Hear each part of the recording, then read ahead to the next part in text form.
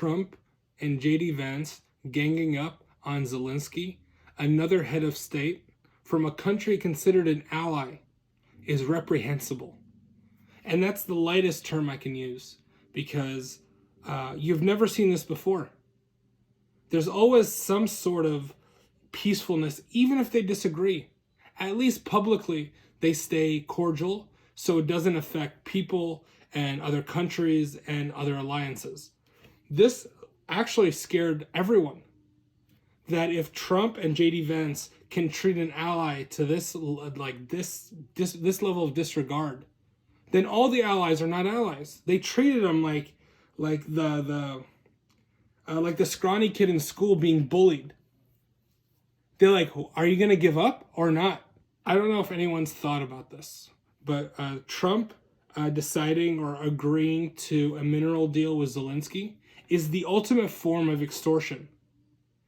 They're essentially telling an ally of ours, we'll help you end the war and we'll help you finish the war if you give us some of your resources. Imagine. That means in the future, if we ever need allies, is that what they're going to do with us? Like, oh, you see all that natural gas and oil you've been pumping? We want 5% of it if we're going to protect you. This comes to politically, this comes to militarily, this comes to populations. Any needs now becomes a bargaining chip.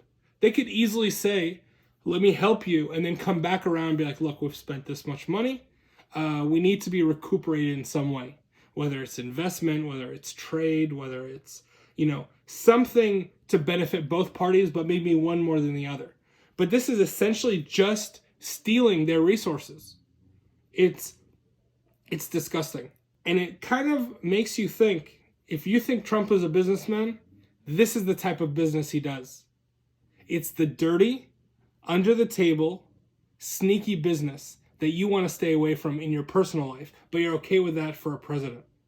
I tried to decide what I wanted to talk about, but there's so many things happening today. And I remember Steve Bannon said it best, that we want to flood the zone with so many different things, different executive orders, different bills, different speeches, different press conferences, so no one can cover everything. And if you do cover something, by the time you're done with the research, there's already 5 more stories that you have to dig in depth. And if you don't have a legitimate team, like these newspapers have such an opportunity. Too bad most of them are bought and paid for, because the amount of journalists and investigators you need to go through every single story.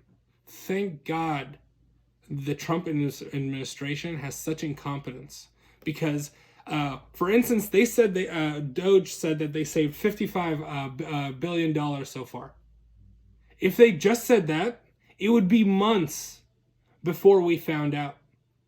But they started talking publicly about the deals that they were getting rid of. So the majority of people took them for face value, Trump supporters. Democrats were like, honestly, most Democrats go, well, I don't believe him, but I don't want to do the research to find out. And then some people, I'm hoping some Republicans as well, actually did the research, and they found out that some of these contracts, let's say it was a $15 million contract.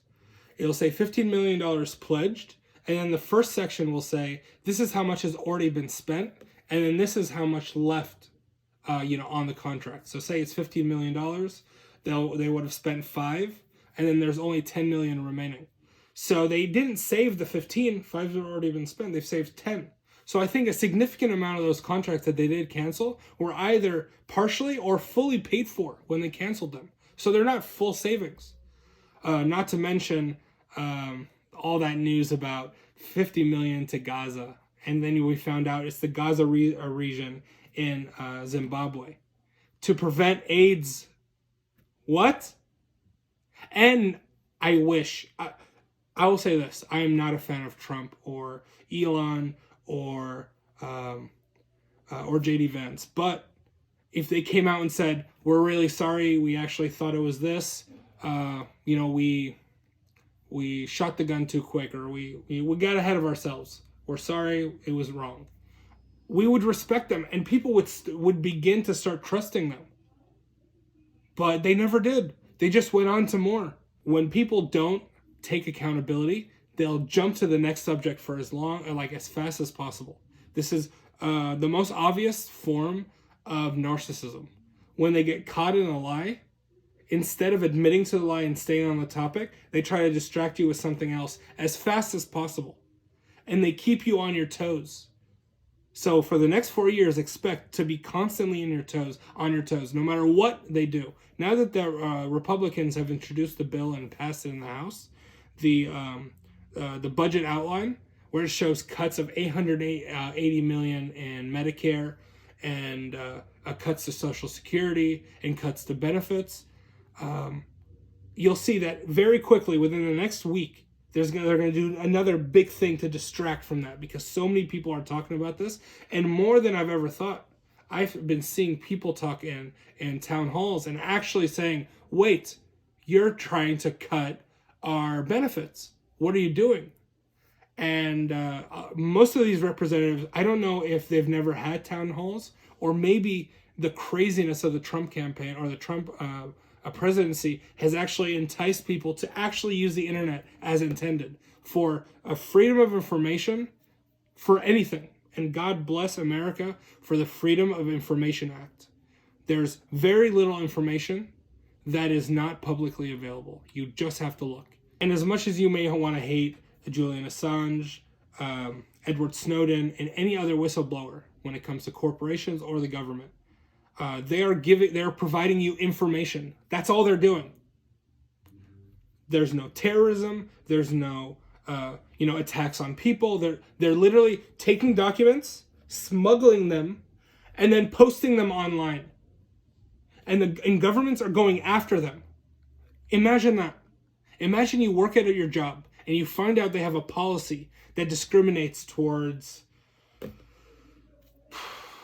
old people. They treat old people horribly. They pay them dirt poor wages. And you find out, and then you take it and you release it to the public. And then that company has the right to put you in jail for the rest of your life. That's what they're doing. They're showing abuses within the government.